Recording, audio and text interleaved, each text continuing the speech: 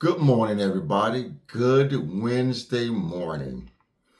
I'm up early. It's 5 a.m. Starting to get my days at work started a little earlier now. Trying to get to work now by 6 a.m. That way I can be out by 4 p.m. Since I'm on salary, we got to work 10-hour days. So I'm just getting my days started a little bit earlier so I can get out earlier. I was doing like 7 to 5s. But now I'm starting to get in at 6 because I want to get out just a tad bit earlier because I'm able to get home and just get some things done around the house. Mowing, weed trimming, edging, things of that nature, keeping my lawn looking good. Yeah, so I'm getting my day started earlier so I get out of work a little earlier. So guys, I want to give you a quick update. Earnings season has started again. I want to let you know how earnings season has started and how right now big banks are reporting earnings, and they all reported earnings yesterday, and everybody blew earnings out the water. Yesterday we had Chase report earnings, Bank of America reported earnings, Wells Fargo reported earnings, Goldman Sachs reported earnings, and Citigroup reported earnings. They all blew past expectations, guys. They all blew past expectations. JP Morgan Chase, the big dog, JP Morgan Chase, guys, had the best quarterly earnings ever of any bank. Ever, guys. Man, what this tells me, guys, is that the stock market sees the economy as solid. We should have a positive GDP, a strong GDP. Inflation, some other great news. Inflation came down under 4%. I believe it came in at 3.6 or something like that, which I knew was going to happen once gas prices retreated and oil prices retreated. I knew inflation was going to come down because so many commodities got to use oil. Oil is in the mix with everything. So if oil comes down, gas prices come down, inflation is going to come down. So I already knew that was going to happen.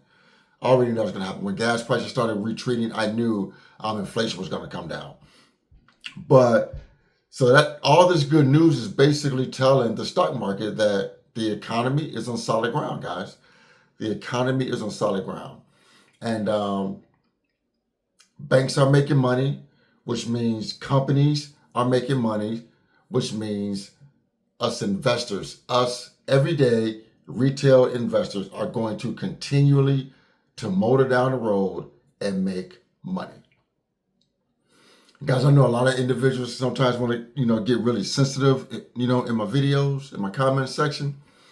But the fact of the matter, guys, I am going to tell you, I'm just going to be blunt and tell you, if you are not a consistent investor, you are never going to build wealth. Never going to build wealth. You're never going to build wealth if you're not a consistent investor. It's just not going to happen. The system is built.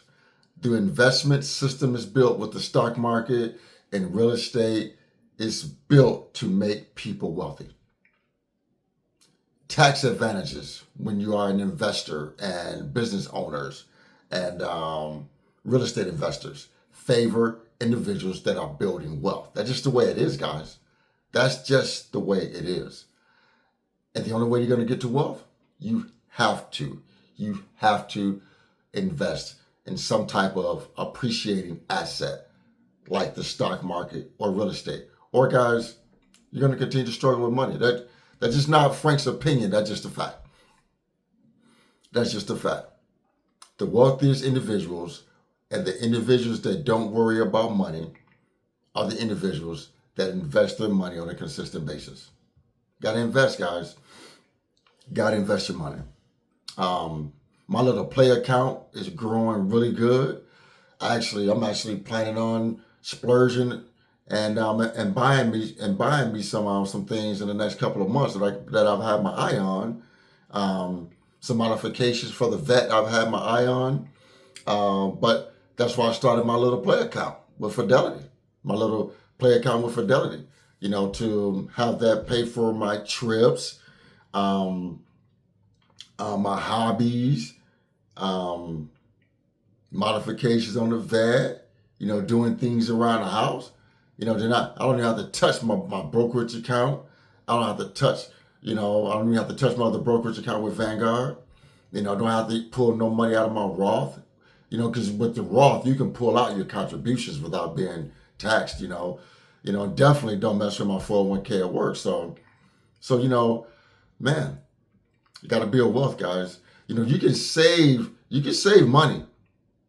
I encourage everybody to have some type of access to liquid savings.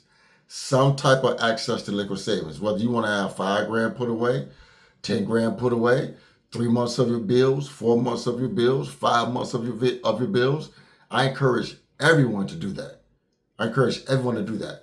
But once you have a little liquid nest egg that you can just tap in to take care of little things that pop up, you gotta invest your money, guys.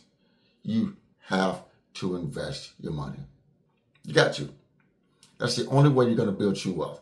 Guys, I tell everybody also, you don't need millions and millions of dollars to win with money. You don't need millions of dollars to win with money, guys. What I preach on here is just financial freedom. Just be able to pay your bills without being stressed. You want to take a trip? Take a trip. You want to take a nice vacation? Take a nice vacation. On this channel, I just preach just being debt-free, have you some liquid savings, and invest consistently. That there will take so much stress off you. So much stress. It's kind of like J.L. Collins on A Simple Path to Wealth. It is a simple path to wealth, guys. It's very simple.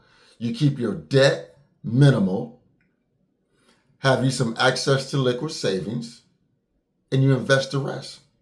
It really is a simple process, guys. But you can't do this if you're in tons and tons of debt. You can't do it. You can't do it. It just won't happen. It just won't happen.